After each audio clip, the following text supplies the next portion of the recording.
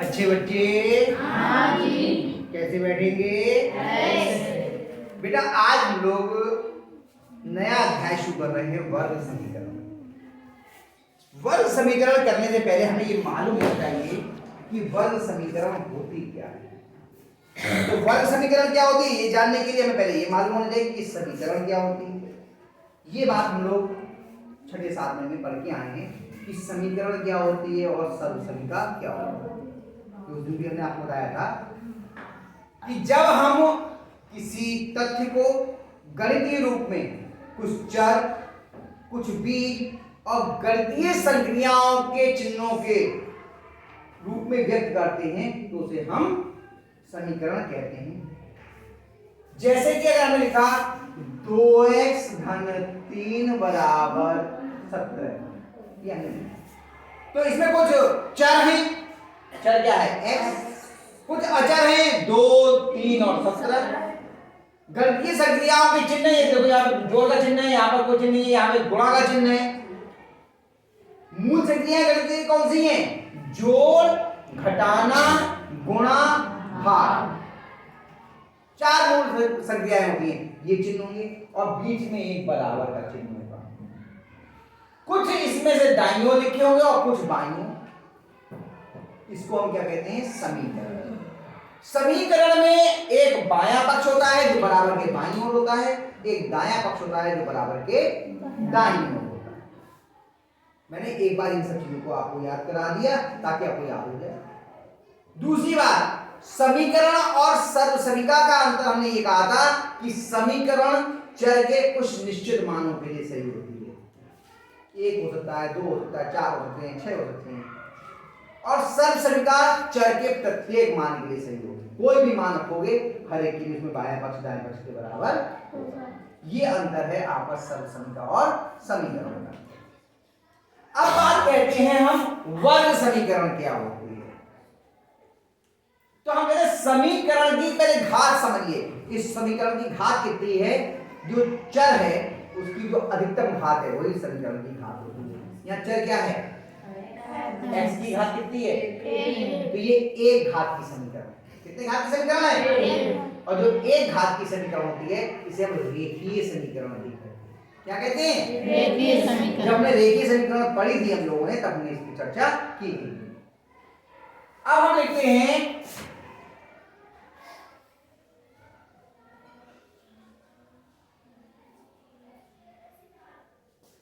दो एक्स पे घात 2 ऋण 3 बराबर 13। ये हमने लिख दिया। इसमें चर क्या है? और x की घात कितनी है? 2। तो जब चर की घात 2 होती है उस समीकरण को हम वर्ग समीकरण बोलते हैं। वर्ग का मतलब घात होती है, इसे द्विघात समीकरण भी बोल देते हैं। इसे द्विघात समीकरण भी बोल देते हैं और इसे हम वर्ग समीकरण भी बोल देते हैं। इतनी बात समझ में आ गई? ये दो घात की समीकरण है, इसे हम वर्ग समीकरण बोल देते हैं। दूसरी बात, किसी भी समीकरण को हल करने का मतलब क्या होता है? उसका जो चर है उसका मान आप ज्ञात करना। एक चीज मैंने और आपको पहले बताई थी, आज फिर हम लोग ध्यान कर लेते हैं। अभी मैंने कहा कि समीकरण चर के कुछ मानों के लिए सही होती है, सर्वसमीका चर के प्रत्येक मान के लिए सही होती है। इसका भी एक नियम था कि जितनी घात की समीकरण होगी चर के उतने ही मान होंगे। जैसे रेखीय समीकरण एक घात की समीकरण है, इसमें चर के मान कितने होंगे? 1। ये द्विघात की समीकरण है, इसमें चर के मान कितने होंगे? 2। अगर 3 घात की समीकरण होती तो चर के मान कितने होते? 3। 5 घात की समीकरण होती तो चर के मान कितने होते?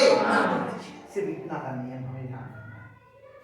चर की जितनी घात होती है चर के उतने ही मान होते हैं। इतनी भी बात स्पष्ट हो गई? तो हमने जब कहा कि आपको द्विघात समीकरण हल करनी है या वर्ग समीकरण हल करनी है तो इसमें चर के मान कितने आएंगे? 2 आएंगे। ये और ध्यान रखना है, चर के मान कितने आएंगे? 2। अच्छा, करने से पहले एक चीज को और समझ लेते हैं हम लोग। हम लिखा 4 का वर्ग। बताओ 4 का वर्ग कितना होता है? 16। ये 4 प्लस का या माइनस का? प्लस का। माइनस का 4 लिखा। इसका मान कितना आएगा? ठीक है। ऋणात्मक संख्या का घात के रूप में हम जब लिखते हैं तो नियम याद रखिए, अगर आधार ऋणात्मक है तो हम लिखते हैं घात सम है या विषम। अगर सम घात होती है तो हमेशा मान धनात्मक आता है, और विषम घात होती है तो मान हमेशा ऋणात्मक आता है। कोई बात नहीं, नियम भूल जाते हैं, कभी तो मैं याद दिला रहा हूं। तो ये घात कैसी है, सम या विषम? तो मान धनात्मक आएगा या ऋणात्मक? ये -16 होगा या +16? इसलिए चाहे प्लस का 4 हो या माइनस का 4 हो, इनका वर्ग हमेशा कैसा आएगा? +16। इसका मतलब क्या हुआ, अगर हम 16 का वर्गमूल करें तो ये कैसा हो सकता है? प्लस का 4 भी हो सकता है और माइनस का 4 भी हो सकता है। इन चीजों को हमें समझना जरूरी था। यहां लेके वर्गमूल के अंदर 25, इसका मान क्या होता है? प्लस का 5 भी हो सकता है और माइनस का 5 भी हो सकता है। ये आधारभूत चीजें हैं जो हमें इस समीकरण को, इस अभ्यास को करने से पहले हमें मालूम होनी चाहिए। अन्यथा गलत हो जाएगा, सवाल हमें निकालने में दिक्कत होगी। तो 2-3 चीजें हमने सीखी। वर्ग समीकरण में चर के मान कितने होंगे? 2। क्लियर? किसी भी धनात्मक संख्या का जब हम वर्गमूल निकालते हैं तो एक प्लस का भी मान होता है और यानी प्लस की संख्या का हम वर्ग करें तो भी धनात्मक आएगा और माइनस की संख्या का करें तो भी धनात्मक ही आएगा। यानी वर्ग हमेशा धनात्मक ही आता है, चाहे संख्या ऋणात्मक हो और चाहे धनात्मक। मिटा दो इसको। ये लिखी तो नहीं है सब बातें।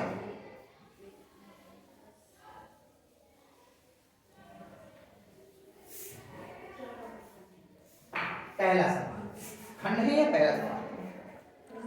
पहला ही। x पे घात 2 माइनस 49 बराबर 0। मैं दो तरीके से करके लिखूंगा इस सवाल। इसमें x पे घात 2 का x का मान ज्ञात करना है, तो क्या करेंगे? 49 धनात्मक इधर कैसे आएगा? वो ऋणात्मक इधर कैसे आएगा? ध्यान रखना, ऋणात्मक संख्या का कभी भी वर्गमूल नहीं निकलता है, वर्गमूल हमेशा धनात्मक संख्या का ही निकलता है। वर्ग ऋणात्मक का हो सकता है, वर्गमूल हमेशा धनात्मक, क्योंकि वर्ग तो हमेशा धनात्मक ही हो जाएगा ना। अगर ऋणात्मक संख्या तो उसका वर्गमूल निकल ही नहीं सकता। बराबर कितना हो गया? 49। अब इधर घात 2 है तो इसे भी 2 घात के रूप में बदलना पड़ेगा, तो इसकी घात 2 हटाएंगे तो ये किसमें हो जाएगा? वर्गमूल के अंदर आ जाएगा। x बराबर वर्गमूल के अंदर 49। भाई 49 पे 49 जो है उसका वर्गमूल कर दीजिए, जो आएगा उसी की घात तो 2 हो जाएगा ये। यानी x का मान, x में घात 2 का मान 49 है तो x का मान निकालने के लिए क्या करेंगे हम? 49 का वर्गमूल कर देंगे। इतनी तक कोई परेशानी है तो बता दो। 49 का वर्गमूल कितना होता है? 7 होता है या प्लस माइनस 7 होता है? प्लस का भी 7 होगा और माइनस का भी 7 होगा। एक उत्तर क्या हुआ? x का मान क्या हुआ? +7 और दूसरा उत्तर कितना हुआ? ठीक है, बस हो गया। और क्या कोई कठिन नहीं है। अब देखो इसी को मैं एक और तरीके से करके दिखा देता हूं। या x पे घात 2 माइनस 49 बराबर 0। देखो जब भी हम किसी वर्ग समीकरण को हल करें तो सब कुछ बाएं पक्ष में ले आइए और बराबर 0 लिखिए। अब इसके गुणनखंड देखिए, क्या गुणनखंड हो रहे हैं इसके? तो देखिए 49 कितना है? 7 पे घात 2 के रूप में लिख सकते हैं 49 को। x पे घात 2 माइनस 7 पे घात 2 बराबर 0। 7 होता है, इतने में कोई समस्या? ध्यान दीजिए सर्वसम का, a पे घात 2 माइनस b पे घात 2 बराबर a प्लस b गुणा a माइनस b। यही होता है, होता है। वो सर्वसम का प्रयोग कर लीजिए, x प्लस 7 और x minus 7, a plus b और a माइनस b बराबर 0।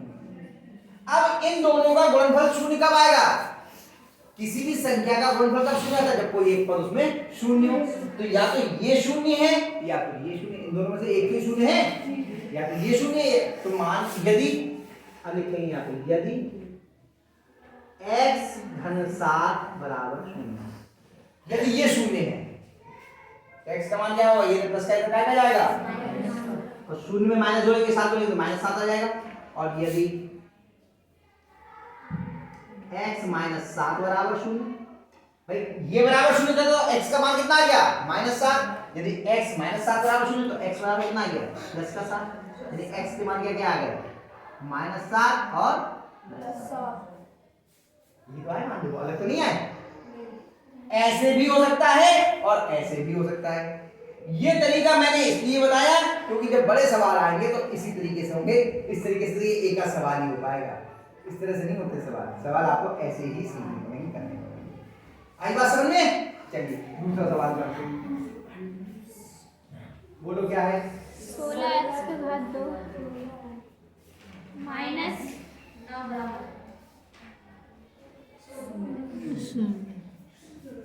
फंस जाते हैं हम लोग, या तो फंस सकते ना। तो वही देखो, ये भी वर्ग के रूप में अब हम एक बार तरीके से करेंगे, ऐसे नहीं करेंगे। कितने का वर्ग है ये पूर्ण वर्ग? 4x का। और ये कितने का वर्ग है? 3 का। क्या लिख सकते हैं? 4x पे घात 2। जैसे ही कोष्ठक लगाया तो अब ये वर्ग इसको मिला है। यहां पर ये घात 2 16 पे नहीं है, अब ये 4 पर। इसका मान कितना 16x पे घात 2 हो गया और माइनस 3 पे घात 2। यहां पे हमने कोष्ठक नहीं लगाया, कोई फर्क नहीं पड़ा। आप लगा दोगे तो भी सही, जैसे मैंने यहां लगा दिया है। आप नहीं लगा दोगे तो भी कोई बात, लेकिन इसमें अनिवार्य है लगाना। इसमें अगर कोष्ठक नहीं लगाओगे तो ये फिर केवल x पे रह जाएगी, 4 पे नहीं आएगी। और पहले कोष्ठक लगानी है, उसके बाद में बाहर लगाना है। ये हमें पहले मालूम होना चाहिए। इसमें हमें कोष्ठक लगाना, कोष्ठक से ही प्रश्न को हम शुरू करेंगे लिखना। बराबर, अब देखिए a पे घात 2 माइनस b पे घात 2 के रूप में आ गया। ये क्या लिखेंगे इसे बताओ?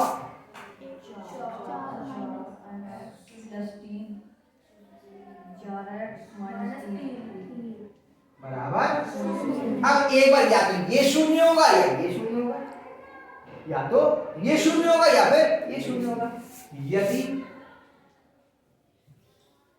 4x धन 3 बराबर 0, इसके बराबर 0, तो 4x बराबर कितना हो जाएगा? क्या जाएगा? पहले 3 जाएगा ना, मालूम है पहले जोड़ घटाने वाला जाता है, बाद में गुणा की संख्या वाले या भाग की संख्या वाले जाते हैं। कितना जाएगा? माइनस।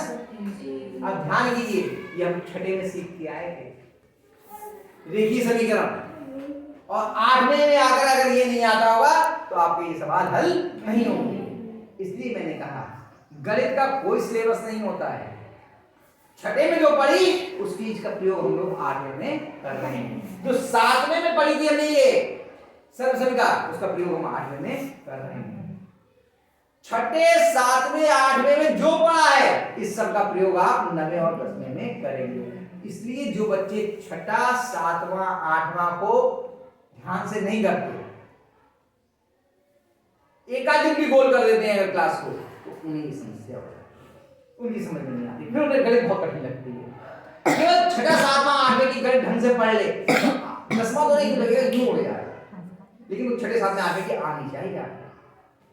चलिए अब ये 4 इधर गुणा में इधर क्या जाएगा? भाग में x बराबर, पहले लाइन देख दी क्योंकि हमें मालूम बटे में आना है, और जब हमें माना इधर भिन्न लिखना है तो बराबर के ठीक बीच में आएगी लाइन। ये बताया ना, -3/4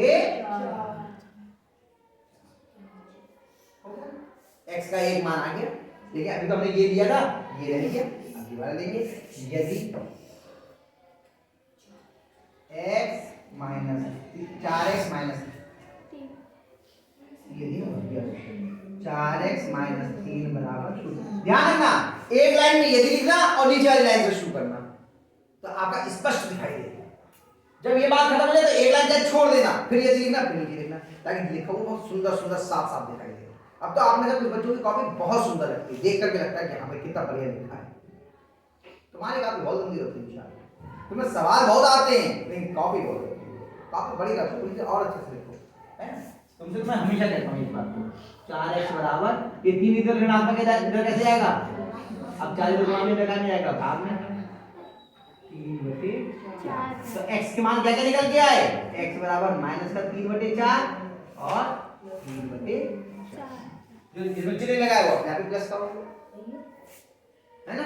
दो मान निकल के आए, ये आ गया और एक आया। समझ में? ये अभी 2 सवाल करवाएं और सवाल आगे करेंगे, इतना कर लो आप।